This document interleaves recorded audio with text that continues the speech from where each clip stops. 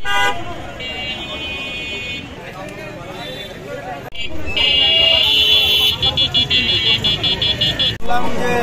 3টার পর আর কি 3:20 নাগাদ হচ্ছে আপনার এখানে একটা ছিনতাইয়ের ঘটনা ঘটেছে এবং এখানে ছিনতাই শুরু করেনি, সেখানে যে দোকানওয়ালা তাকে কুপিয়ে জখমও করা হয়েছে, এটুকু জানা গিয়েছে।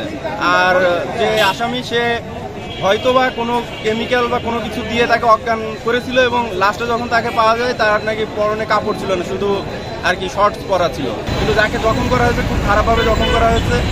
আর এই দিনে দুপুরে এখান থেকে থানা তাকালেই দেখা যায় এরকম একটা জায়গায়, যদি দর্শনের মতো জায়গায় এরকম একটা অকারণ ঘটে যায় তাহলে আসলে আমরা কোথায় নিরাপদ হব, আমরা এটা নিয়ে সন্দিহান।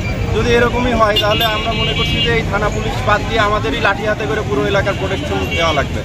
মাস্ক পরা ছিল আর বডি একটু মোটা ছিল, একটু আমি ওনার পিছিয়ে এই পর্যন্ত দৌড়াইছিলাম থানা পর্যন্ত, একাই ছিল তিনি। এই আনুমানিক 3টার দিকে কিছু নিয়ে গেছে, ওইটা খেয়াল করি না, কিন্তু এখান থেকে যখন দৌড়াই মানে এই পেটের তলে এইভাবে হাত দিয়েছিল। তারপরে ওই জায়গায় যে ওইটা আমি আর খেয়াল করি। বয়স 30-35 এই সাইডে পুরো রক্ত ছিল। কারণ আমরা দর্শনাবাসী খুব ভালোভাবে এখানে বসবাস করতে চাই। দর্শনা ছোট একটি শহর, এই শহরকে শান্ত রাখতে চাই, কিন্তু এক মহল আছে যারা হচ্ছে দর্শনাকে অশান্ত করতে চায়। এই দর্শনাকে যারা অশান্ত করতে চাচ্ছে বা এরকম বেকারজনক ঘটনা ঘটিয়েছে, এর মধ্যে অনেক ব্যবসায়ীগণ আছে যারা ক্ষতিগ্রস্ত।